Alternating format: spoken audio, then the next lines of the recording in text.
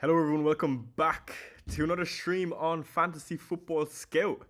Today, as usual, we're going to run through my Game Week 11 score. I'll show you my Game Week 12 team selection.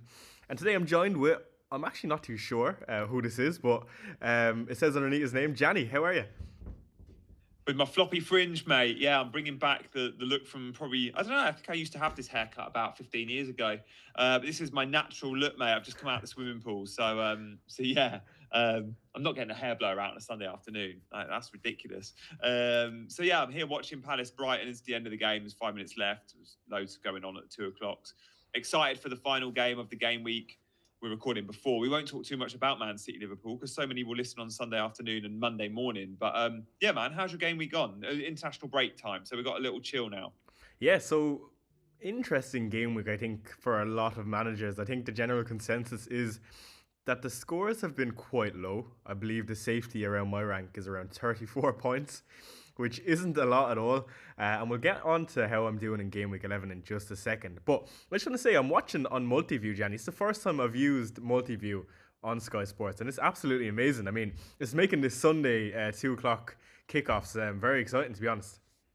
It's really cool because they didn't dedicate a commentary team to multi-view as well. So it's not like you have to pick one game, listen to it, and you can just see the others. You actually have a commentator on all four games, flicking between the screens, but also with one set of commentary.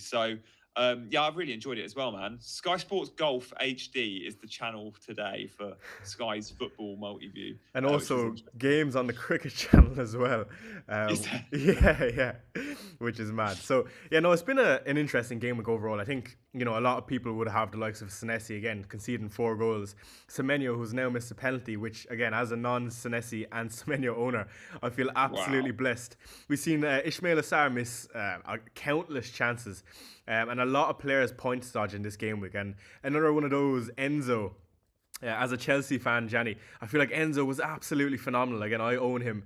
Very unfortunate not to return. And João Pedro, which won a lot sold, coming up with the goods again. And it looks like Jean-Philippe Mateta is going to blank. There are still 5 minutes remaining on this game. But it's been a interesting week to say that. And again, we have one game remaining where I have both Salah and Haaland. So it's going to be a very interesting week for myself. Hopefully, I can end the week on a green arrow. No one can hurt you, man. That's nice. And you've captain Haaland, have you? I have, yeah. So yeah, like good position to be in. Yeah, I'm watching it being like, loads of those players you just mentioned, like I own. So you mentioned the two Bournemouth players, Senesi and Semenyo. Yeah, I own both of them. And then the third name you mentioned was Ismail Assar, who I swear, like he has scored 4 goals in his last two non-Premier League games. He always scores. Yeah, Premier League, he never scores. So yeah, that's been frustrating, and he's been points dodging again today. But Enzo, who you do have, yeah, dodging points left, right, and center. I mean, Enzo was the best player on the pitch, but what he reminded me of yesterday at Chelsea was the best player isn't always the best FPL player, and we know this. He reminded me of De Bruyne. So many times I'd watch Man City and go, De Bruyne missed so many points, but he was the best player on the pitch, but didn't necessarily always return. And Enzo had one of those games, which often you get from a playmaker that's a number 8, 8, 10 hybrid, but a number 8 naturally, always with players in front of him. So often the assist to the assist and all that jazz. But yeah, man, you were unlucky with Enzo. Yeah, so let's get into my Game Week 11 team. Again, I'll run you through some of my decisions I had this particular game week.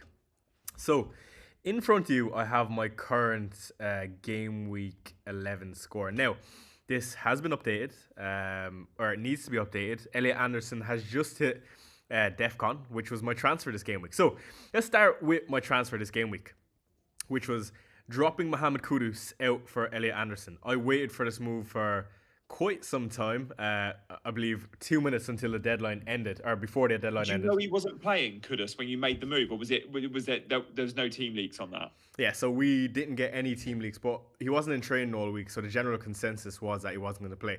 I'm just looking in front of me. It looks like Forest have a penalty, and Nico Williams is holding the ball, I assume, for someone else, and it's going to VAR. But yeah, Elliot Anderson was my move for Mohamed Kudus. Gibbs White missed a penalty in the week, just throwing that out there on Thursday night. Gibbs White missed the pen, so it'll be interesting to see who takes it for Forest. Give it Anderson. But yeah, the decision for this move were for two reasons. I had 0.1 million in the bank before doing this move. And with a Salah and Haaland structure, I was finding it hard on a week to week basis to be able to make moves. And I'm a type of manager that likes to make a move every single game week. And since my wildcard, I've been able to roll and roll and roll because largely I've been very happy with my team. Yep. Bringing in Anderson saved me 1.2 million from Kudus, who now plays Arsenal after the international break. And oh my God, Elliot Anderson is stepping up to take it. Are you serious? I'm not even joking. Mate, Gibbs White got hooked at 88, so Gibbs White isn't on the pitch. Awani is on the pitch, and I thought maybe he would have it. So Elliot Anderson's going to take this, is he? He's stepping up right now. He's just about to take it. You're about to see my reaction. Come on, Anderson. Oh my God, the luck of the Irish. If you hit, you expected the DEFCON. But Christ, if you go and get a double digit from Elliot Anderson, that is unbelievable. This will get you bonus. If he scores this, he'll have DEFCON a goal. He scored. He's absolutely hung it. Oh my God. I'm happy. Oh my God, that is brilliant. The luck of the Irish. You are unbelievable. Yeah, it's this type of stuff, Gianni, that keeps me afloat. So going back to the game week, sorry lads, you have my live reaction. Mate, now. You were just literally talking about this transfer. Yeah. How convenient is that? So he's probably on what 11 pointer now, and you have me all round up. So you get a 10 boost for a penalty in bonus points. Usually you get 18 for scoring a goal. He'll only get 10 because it's a penalty goal. But his underlyings will be so strong because he's Elliot Anderson that there's a very good chance he does get. I'm just looking at the bonus now in play. So yeah, he'll probably get bumped up. It'll be very close, mate. That is absolutely brilliant. What a goal as well. So just going back to Anderson. It leaves me in a position after the international break with 1.3 million in the bank and 3 free transfers. Yeah. For me, why I brought in Elliot Anderson, he's one of the most talked about players in the league, and I think for good reason. For anyone who's watched Forest or kept an eye on him, even in his Newcastle times, he's been really, really hyped up because, one, how good on the ball he is, and how tight he is, and how many progressive passes and defensive contributions he's making.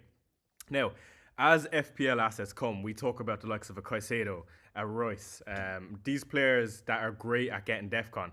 And one of those who've been doing it this season, but not being talked about because he's not got the result, is Elliot Anderson. So with the progressive passes, the bit of luck apparently on penalties now when Morgan Gibbs White is not on the pitch. And also, Gibbs White's had one and missed one, so there's every chance Anderson keeps him if Chris Wood's not in the team. Exactly, and Chris Wood exactly. Wasn't in those 2 games.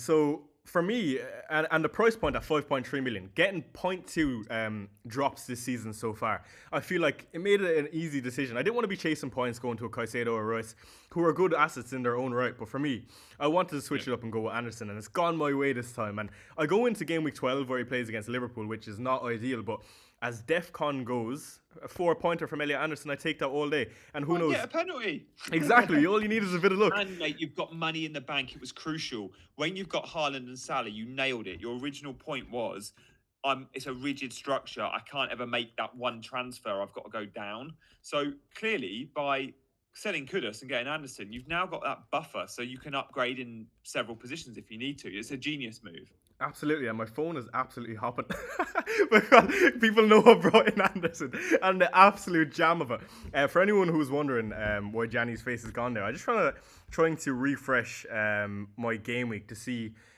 where that would bring me in terms of game week rank. We only have 1 game week left, so I'm intrigued to see where that places me. I'm guessing it's going to half my rank in and around 200k, which is where I was getting at. So I was currently 400k before that jammy Elliot Anderson goal. Hoping to be in the top-ish 200k now. So overall, providing Crystal Palace keep this clean sheet, again, there are 2 minutes remaining. And I do apologise for the awkward timing on this video because, again, it is mid-game week and you're seeing some of our reactions. But let me run you through the team for anyone who's listening so you have a fair idea on how my team is getting on. On goal, I've got Nick Pope, who just got subbed off. A 3 to back in Anderson, Richards and Jurriën Timber. 5 in midfield, Eze, Anderson, Salah, Sarr and Enzo, and 2 up top in Erling Haaland and João Pedro. So, first off, I want to talk about João Pedro a small bit. One of my biggest discussion points, Igor Thiago just after scoring, by the way, 2 game weeks ago was whether or not to keep João Pedro or move him on to Jean-Philippe Mateta. I decided, even though I had the money in the bank to do it, to hold on to João Pedro. I just could not get rid of him with the good fixtures that I knew he had in front of him. And so far, so good. Again, 2 game weeks have passed and Pedro scored them both since holding on to him. So I've been absolutely delighted with the decision making there. And to a week to week basis, those are the type of moves that you can base, how happy you are in the season. And for me, those are the decisions that keep me happy, and regardless of what my rank is going to be. And just to go back a small bit more, because I feel like now it is a bit more contextualized with the time that has passed. And a small bit of fortune also. But in game week 8, I talked about how Semenyo was not essential. It looked like everyone had to own him, and everyone does own him, rightly so, because he's on penalties, and Bournemouth have looked great. But it just goes to show, even at that price point, at 8 million, small bit of fortune, and I didn't expect Bournemouth to keep up that output, particularly Semenyo outperforming his numbers. It's gone my way this game week again. He's missed a penalty. I'm not saying it because of that, but I'm in a position now where I can either bring him in one for Eze with the money I have in the bank in game week 12, where he faces West Ham at home, I believe. And also Senesi, another player which I didn't bring in Wildcard 8, which everyone felt like was essential.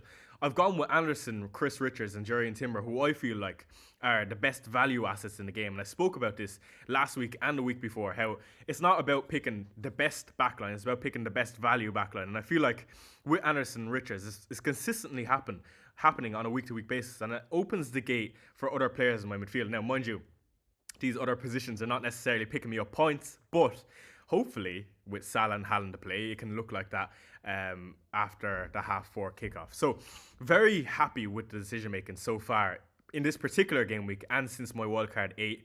And I'm looking forward to game week 12 now, where the fixtures start to turn for Mo Salah and it doesn't look stupid to captain him anymore. The last 2 game weeks I captained him versus United and Brentford. Again, and Villa, sorry. And I might have been quite fortunate in some of those games, but now where people are starting to go against captaincy, I think you'll see it way more when Erling Haaland plays against Liverpool if he blanks in game week 12. Yeah, captaincy is going to be so interesting with Haaland.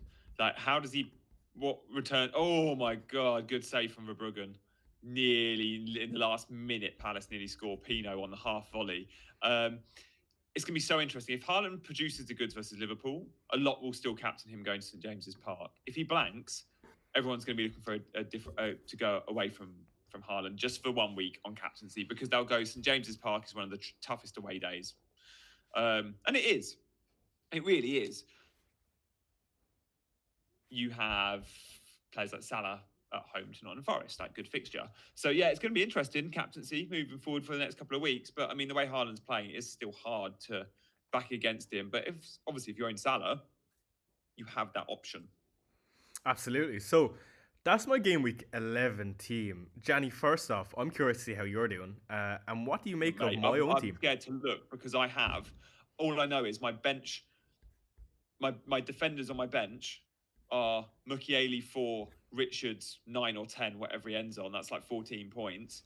And the 3 defenders I started, I've not even looked, but I know their points are Kilman 1, Gabriel 1, Raya 1, and Senesi finishes on 2, I guess. So my entire back line finishes on 2, 3, 4, 5 points, and my 2 defensive subs are on 14. That sucks.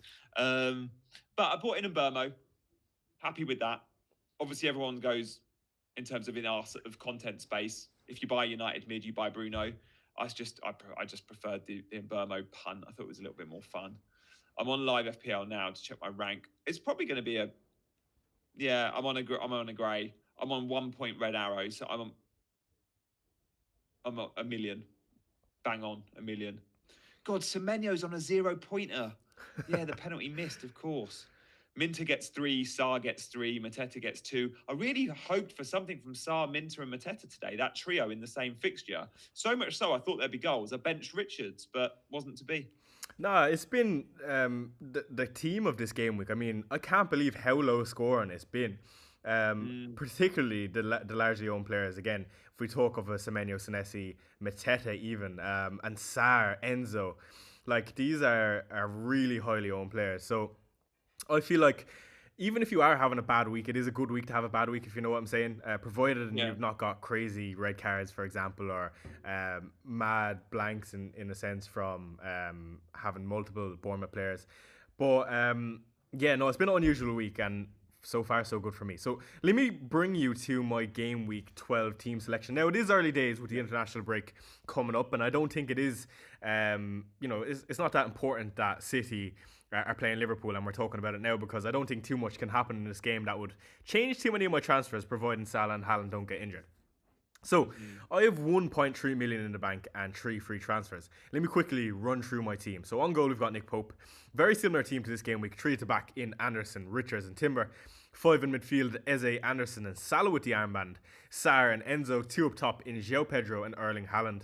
And on the bench we've got Dubravka, Joe Rodon, Marquis, and Mukiele. So I really like this team going forward. I think I have an edge on some managers if you think that Liverpool and Salah are a good option going forward. And that's potentially 2 transfers that people will be awaiting. I have João Pedro and Enzo that play against Burnley away, and Chelsea look really good in my eyes anyway. And this is a great fixture, of course. I mean, Burnley have been one of the worst teams this season so far from a defensive point of view. We have nice fixtures also in there from Anderson and Richards, who play against Wolves and Sunderland. And you might even say the likes of the Arsenal assets, who play Tottenham at home, who've been quite poor from a performance perspective, not necessarily from a result end, but decent fixtures for Eze at home and Timber at home. And of course, Salah with the armband for myself with Nottingham Forest at home. First off, Gianni, speak to me about Liverpool first off. And are we going to start to see a transition and a trend in game week 12 with the international break moving towards Liverpool assets? Yeah, I think so. But you can't just get to Salah, can you? So, and I don't think many want to get to Salah, but some might, but they won't be willing to rip up their team to get there. So the big question will be, is there a Liverpool attacker emerging we can punt on? Now, I went into this game week saying, yeah, there absolutely was. And I really like Dominic Szoboszlai. I would love to pick him. And there's a chance I'll bring him in game week 12. Let's see how he looks versus Man City. But playing number 10, we like it very much. I love it. You've had your first sort of big gap talking, so you can now recap on your Anderson. I'm watching you with your little smiles off camera. Tell us your rank in a sec. But yeah, with Liverpool, the defence is also one to consider. Van Dijk's expensive, and I don't think people are going to be selling Arsenal defenders to move to Van Dijk. He has had a price drop. But I'm interested in Bradley. I'm interested in Konate. I think it will be a Liverpool player, and very likely I do transfer in because the fixtures are so good. Come on, what you seen? No, I was just checking the live rank and making sure everything. I was caught up with everything what people are saying. No, it's mad because there's no better feeling, and this is why I play FPL, regardless of the rank. Thiago scored again. Yeah, he did. Yeah, he did. Yeah, he looks on form. Him. I was just saying that this is why I play FPL. For example, I bring you back to game week 6, I think it was. I brought in Matty Cash and he scored. And then free hit in Mo Salah, he scored captaincy. It's been an enjoyable season, even though my rank is not absolutely smashing. It's decent, but what a feeling. And it just kind of brings me back a small bit to Gianni. Remember that season that got the ball rolling for me? I just felt like things would go my way and my decisions would work out, but yeah, absolutely amazing. And taking a look at my team for game week 12, I think I'm very happy with it. I feel like we're going to start to see a transition if Liverpool get a goal in the City game, where we'll speak about the likes of Nketiah, Salah. And one firmly on my radar when I start to talk about some of my moves will be Virgil van Dijk. First off, I'm going to make a bold prediction that Virgil van Dijk will actually outscore the Arsenal assets in the next 5. Whoa, that is bold. First prediction. Second one, obviously because I own him and it's why I own him, but Mo Salah is going to be back on our menu. For how many, though? If they've got Haaland and they've got 1 or 2 free transfers, how do you get Salah? He's just priced out of an easy move for most, you think?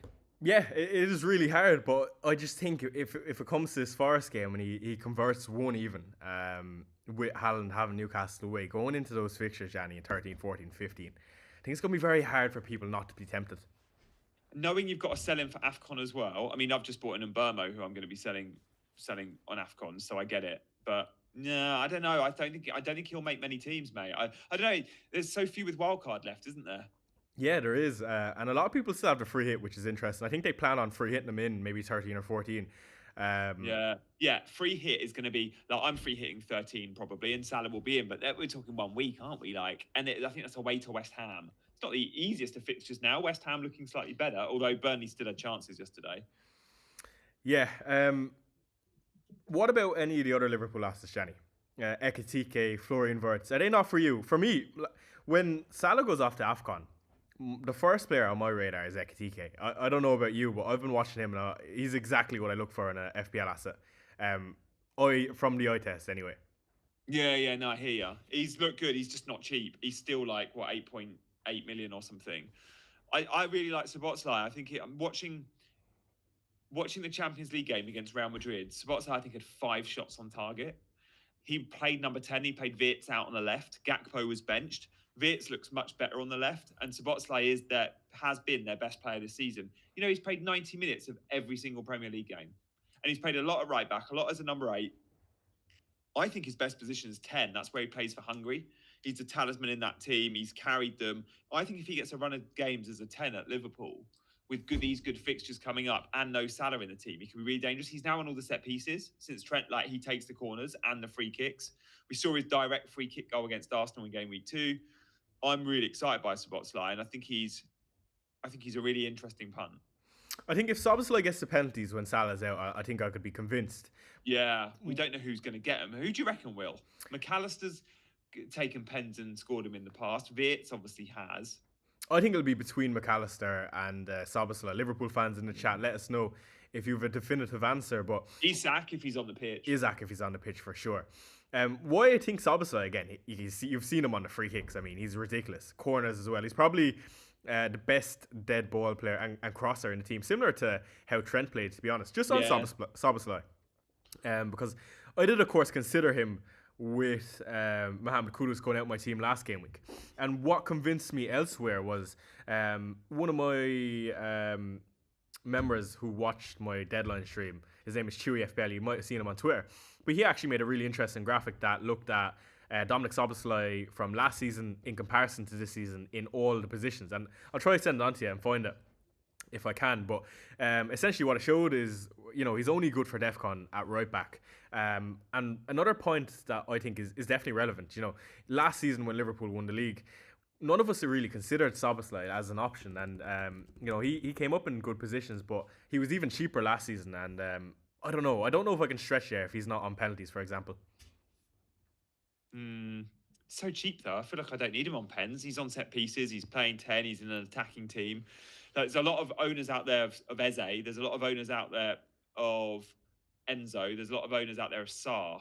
Similar sort of price point, and Szoboszlai, like, you know, as good as they've been, then Sarr and Enzo in particular, like, they're just not getting the returns. So I think there'll be a few that get a bit itchy on Enzo, and maybe Szoboszlai is the move you go to. Yeah, I hear that. Just going back to your point on Salah with AFCON coming up again, that is an important thing to keep note of, because is it worth bringing in the likes of a Mbeumo, for example, or a Salah with the fixtures that are coming to just get rid of him in 4 game weeks time? I think you can justify it if you're going to captain him, for example, Salah. Yeah, and it might not be 4 weeks for AFCON. Like, we get the free transfers for game week 16, and everyone's like, oh, they leave game week 16, they're at AFCON. But I was looking at researching on Mbeumo heavily 2 nights ago. Cameroon are trying to get him to Man United are trying to get him to stay all the way through to game week that he plays game week 16 versus Bournemouth, and he also plays game week 17 versus Villa, which is the same day AFCON starts, but Cameroon don't have their first game till 4 days in. So there's every chance we get Salah and Mbeumo, these players, actually we get them in 16, and we even possibly get some of them in 17. Yeah, that would be deadly. I mean, another week of Salah when no one owns him. By the way, mate, you 100% will get Salah in 16. Yeah. Well, I don't know.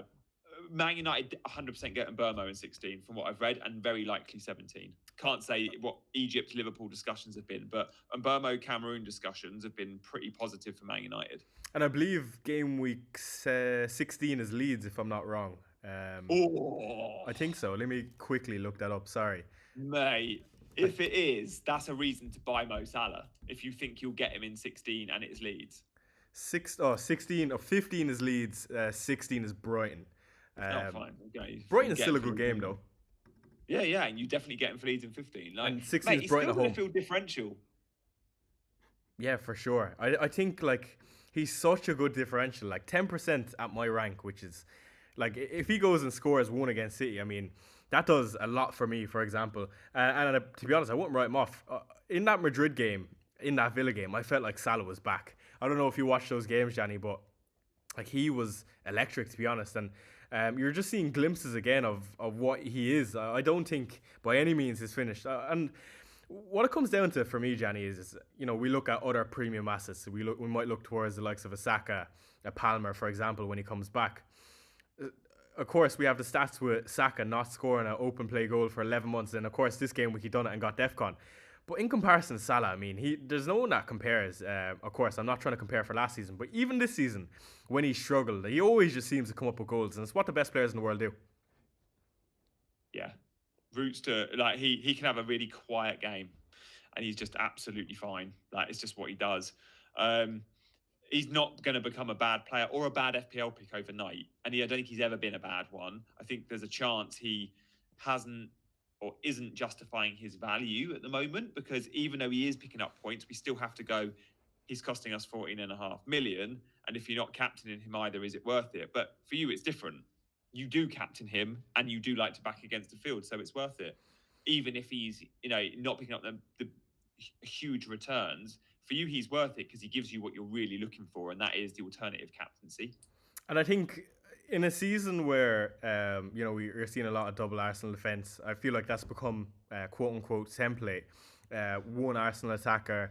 A lot of people are on Sarr and Enzo. I don't think you have to differentiate yourself that much. And because I'm so comfortable putting the armband on Salah over even Haaland, who is in my team as well, it's just I'm hoping for very little margins on a week-to-week basis. Again, it's just the value in my defense. Like I have so many good value players in my opinion, and that brings us on to some of my transfers for game week 12. So let me discuss where I'm currently at, Gianni, and I want to hear what you do with my own team. So again, with 1.3 million in the bank and 3 free transfers, the first player I look at in this team is Eze. Now, last week we spoke about how Eze is probably in that best 11. But for me, Arsenal are not exactly an exhilarating attack where everything is going to go through Eze and he's going to get loads of goals and assists. Sure, he was a better asset at Palace. Exactly. So there are many assets at that 7.6 bracket that I prefer. Initially, looking at my team, I would do Eze to Bruno at 8.9 million. I have the exact amount of funds to do it, and it's a nice opening fixture with Everton at home. You know me, Gianni, as a manager. I love Bruno Fernandes in terms of FPL. In terms of real life, not necessarily, but in FPL terms, I think he's a great asset. And you've seen now with a 11 game sample size, he is going to tick away nicely. And I feel like there's more to come. Can you afford Bruno? You can't afford Eze to Bruno, can you? I can, yeah. Exact amount of funds. Whoa! And what about price rises and drops? Have you looked at, are those things likely to happen? I guess Bruno didn't do enough yesterday to justify a price rise, or did he? I would say Bruno is closer to a drop than he is a rise. What do you think? He was going into game week 11, or I noticed. He was on a red, not a green in terms of price. But now he got a return. Maybe that swings. And I don't know, is Eze looking like he'll drop? I don't know. But that might be a move you need to make it earlier than you want. Yeah. The good thing is, though, I've got 3 free transfers. Yeah, you could make another move elsewhere. Like, is João Pedro staying? So I think João Pedro has to stay. So this is what I wanted to talk about. Yeah. He has to stay. Now, again, like, talk about how he's been playing, the positions he's picking up or whatever. But for me, Burnley away, you could be Caicedo in this fixture and be a good asset. For example, now I know Caicedo has got the goals and assists this season. Maybe not a fair comparison, but you know what I mean. I'm just looking at some of the price rises, and it doesn't look like Bruno is anywhere near. Who's going up tonight for anyone who's listening and interested, if you're on Wildcard, for example, Brian Mbeumo and Declan Rice. Other than that, Erling Haaland is edging towards another price rise tomorrow. Wow. Yeah, which is definitely interesting. Yeah, so Mbeumo's cheaper than Bruno, 0.5, as things stand. Tempted? I have to be tempted. You're so team Bruno, aren't you? I had both Mbeumo and Bruno before I wildcarded Gianni, and it's so frustrating because I saw I know obviously I took him out for a reason, so I obviously didn't believe in him that much, but the idea was there. I just wasn't getting the returns. Yeah. But yeah, I've definitely looked at going back to Brian Mbeumo, and that's for sure. For me, with him going off to AFCON, I know I'll have the transfers to use. I think I'm more than happy to just play it safe with Bruno. And I feel like Bruno is just a goal away from another monster haul. I feel, he's been actually quite unfortunate this season, missing the 2 penalties. So that's just me, though. What moves would you make, though? I'm curious. And I want to talk to you about one player. Okay. You're selling Eze. You've got an Arsenal spot there. The guy that I'd be buying is Bukayo Saka, no? Or do you not love the fixtures? But I mean, Saka is there staring you in the face, isn't he? Especially if you're selling Eze.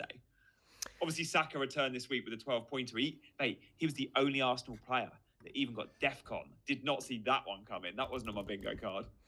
Yeah, so he is the other move that I have looked at, and you're also going to like this one because, again, I'm a manager who does like to try plan. Again, planning doesn't always make you a better manager, but I also have the exact amount of funds to do João Pedro to Igor Thiago, who plays Leeds at home. Not Leeds at home, sorry. I'm looking at the wrong game week. But who does he play in game week 12? He plays against, sorry, I'm just going to bring it up so I'm getting it right. Brighton. And Eze up to Bukayo Saka, which is potentially 2 upgrades with Thiago being on penalties. So Eze up to Saka and João Pedro down to Igor Thiago. Yeah, I mean, you might make the mistake that we all made when we sold João Pedro, where he just scores the week you take him out. But I think they're good moves. They're definitely not bad ones. It means you are saying goodbye to a Man United mid, though. If you go down the Saka route, you can probably kiss goodbye to a Man United midfielder with your structure, can't you? You can't have Salah, Saka, Haaland, and a United mid.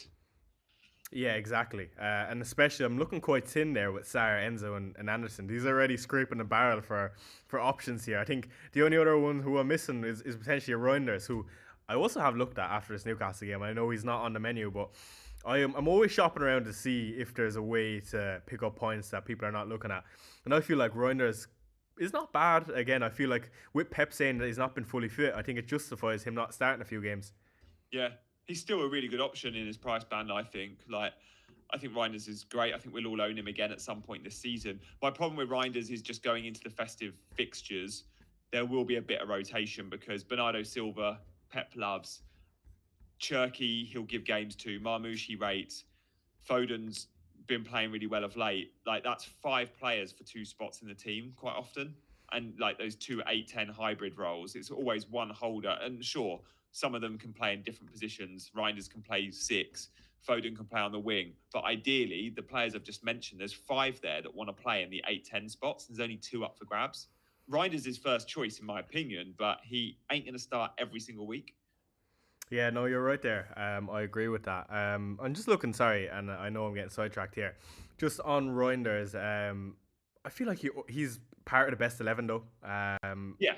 As much as there's going to be rotation, with the fact that he'll only miss 1 or 2, in terms of starts in the next 2 months, in my opinion. And my team structure is going to change after game week 16, where I bring Mo Salah down, and I plan on bringing Ekitike in for Mark Guy, and that would leave that Salah space open to potentially another Liverpool one. Again, the dynamic will change by then, so I don't want to speak too much about it, but that's why I've looked at Reinders, because I just feel like there's definitely some sort of opportunity for whether it's Reinders, a Cherky, or a Foden. Again, I always feel like, Gianni, it's around this time where Phil Foden starts to kick off. Yeah, he when he's playing well 2 seasons ago shows us what he was player of the season. We forget Foden was player of the season. Let's see. I just what I like picking extra Man City midfielders or extra Man City attackers when there's one of 2 things. 1, they're absolutely nailed and we can see they're guaranteed to play. And 2, if there's injuries. Because when Marmoush and Cherky were injured, for example, we all knew Reinders and Foden were going to be starting every week. But because it's quite a small squad at City, Pep doesn't like a big squad. He likes a very good quality squad, but he doesn't necessarily want the numbers. So when you have Cherky and Marmoush both out, as they were for the last 6 weeks, it was brilliant. I now know they're safe. But when they're all fit, it's difficult because there will be rotation. I can't tell you who Pep's going to start today against Liverpool in that 4 behind Haaland, the 2 wide men and the 2 8s. If you told me it was Savinho, Doku, Reinders, Marmoush, Bernardo Silva, Foden, I wouldn't know from all those names which 4. Will I tell you right now? Go on. So on goal, we've got Donnarumma, Nunes, Diaz, Guardiola, O'Reilly, Gonzalez, and then Shirky, Foden, Silva, Doku, and Haaland. See, so say the four again. Shirky, Foden, Silva, and Doku. No Reinders. No Reinders. No Here we Reinders. are. And Bernardo always plays the big games. I mean, Shirky's just, I would have probably. I'm surprised Shirky's got a nod there. Me too. It looks like he's playing on the right. Don't quote me on that. Unless Maybe. it's Silva playing on the Unless right. he's playing Bilver down the right and playing Shirky and Foden as 2 10s. But I don't think we've seen Shirky Foden playing as 2 10s together. Yeah, it's going to be interesting. And it's interesting that he's doing it against Liverpool. Do you know what I mean? Liverpool, Yeah. pretty much what you expect. Could be Foden out wide. It could be It could be Bernardo out wide. It could even be Cherky out wide. Yeah, we know it's Doku on the left. We don't know who's on the right though. That would be interesting. Yeah. Score predictions for the game, Gianni. We have 3 minutes until we end up here, and we'll get back to my team just before we close out. Oh, I hate doing this because everyone listening is going to go, "Oh, you're wrong." But I'm going to go. I'm going to sit on the fence and go for a 1-1. I like that. I'm going to go 2-1. I think how Liverpool and City have been in terms of defensively in particular, Erling Haaland the most on-form player on planet Earth, and Liverpool finding a bit of form. I feel like there will be goals in this game. Again, can't wait until this is a 0-0 and an absolute snooze fest. But yeah, let us know in chat and put it in the comment section how wrong we were after the stream is done. Let's get back to my own team and close out. So, like I said on Eze, I actually don't mind holding him. Again, Tottenham is not a bad game. But maybe it's the fan inside me and the fact that Kai Havertz, Martinelli and Jesus are going to be back that puts me off holding on to Eze. And I just feel like there are more valuable assets, for example, Bruno Fernandes, who is worth a 1.3 more, with all the rooster points we know he has. Other than that, the other 2 free transfers. Like I said, I believe I have the exact amount of funds to also do Jurriën Timber to Van Dijk, which I really like. Now, that would leave me with no Arsenal assets, but as things come, again, like I speak about, there are different ways to play this. With Anderson and Riches, who seem to be getting DEFCON every single game week for me, Van Dijk is one of the best for DEFCON also, and he has favourable fixtures, of course. Nottingham Forest, West Ham, Leeds, etc., etc. And also has some really good goal threats. So I'm interested in that move. Gianni, tell me how much you hate it before we close. I like it, mate. They're you moves that you're going to be chasing upside. You're going to be using transfers. International break doesn't bring as many injuries as people worry about. It's like, oh, need all the free transfers for international break. I can't remember the last time one of my players came back from the international break and didn't play the first game back. Like, very few. Don't count your chickens. It's going to happen now. Yeah, I know, right? I just jinxed it. But yeah, man, good moves. I look forward to seeing what you end up doing. And good luck with your pursuit of captaining away from Haaland. I think it's the play. Like, genuinely, if you're asking me right now, like, in the next 4, I think Salah will outscore. Mate, I might captain Saka next week. Against Tottenham? I've seen a few doing it. And of course, you know me, I'm not a fan, but... Just fancy. I just fancy backing against Haaland. I don't know if I'll do it, but St James's Park is such a tough away day. Like, I also am Mbermo against Everton at home. I've looked at Mbermo and Saka, both at home. I could very easily go Mbermo or Saka over Haaland, captain. And at Enzo? Not for me. Not for you? Not away from home. Yeah, but Turf Moor's tough. Okay, so we'll wrap it up there, lads. Do let us know in the comment section what you make of my team first off. And do put in there some of your dilemmas going into Gameweek 12. Again, we do have a long international break. We will keep you posted on my own channel and Gianni's as well. I myself will be doing a transfer plans video, of course, and then a wildcard draft. Gianni, anything else you want to plug before we close off? No, just I'll also be doing some content in the international break on my channel, so you can check that out. Just search my name on YouTube. Okay, we'll leave it there. And as usual, lads, we will see you in the next.